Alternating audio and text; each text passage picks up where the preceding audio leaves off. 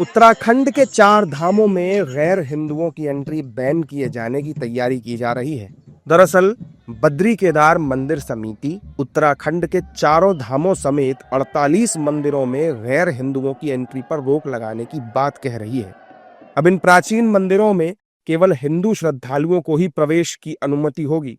इस मामले पर सीएम पुष्कर सिंह धामी ने भी अपनी बात रखी और कहा कि जैसा हमारे धार्मिक संगठनों के लोग, समितियां और संत कहेंगे वैसा ही हम करेंगे। उसमें हमारा बहुत स्पष्ट मत है, पहले से ही हमने कहा है कि चूंकि जितने भी ये धार्मिक स्थल हैं, जो भी हमारे पौराणिक स्थल हैं, हमारे देव स्थान हैं, इन स्थानों को देखने वाले, उनका संचालन करने वाले वहाँ के सभी हमारे जो धार्मिक संगठनों के लोग हैं, तीर्थ सभा के लोग हैं, गंगा सभा के लोग हैं, केदार सभा के लोग हैं, बद्री केदार मंदिर समिति के लोग हैं, हमारा पूज्य संत समाज है, वो सब जो भी चूँकि वही उसका संचालन करते हैं, हमने कहा है कि उनकी जो भी उसमें राय होगी या जो उनका मत होगा उसके अनुसार ही सरकार आगे बढ़ेगी। और ये स्थान हमारे बहुत पौराणिक महत्व के स्थान हैं और इन स्थानों के पहले समय में कुछ कानून भी बने हुए हैं। हम उन कानूनों का भी अध्ययन कर रहे हैं, उसके आधार पर हम आगे बढ़ेंगे।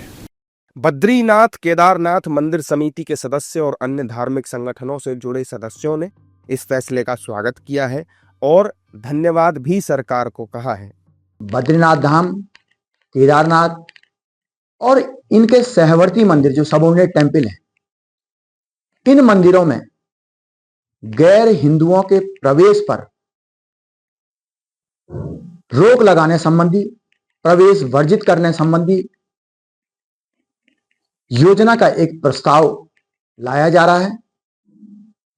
हम बद्रीनाथ धाम के पुजारी समुदाय होने के नाते हेमंत द्विवेदी जी के इस प्रस्ताव की, इस कार्य योजना का स्वागत करते हैं। स्वागत योग्य कदम है, अभिनंदन करते हैं और इस प्रस्ताव की भूरी भूरी प्रशंसा करते हैं। जबकि दूसरी तरफ विपक्ष के नेता इस फैसले को लेकर बीजेपी सरकार पर निशाना साध रहे हैं और कह रहे हैं कि आज गैर हिंदू बैन हुए हैं, कल हम बैन हो जाएंगे।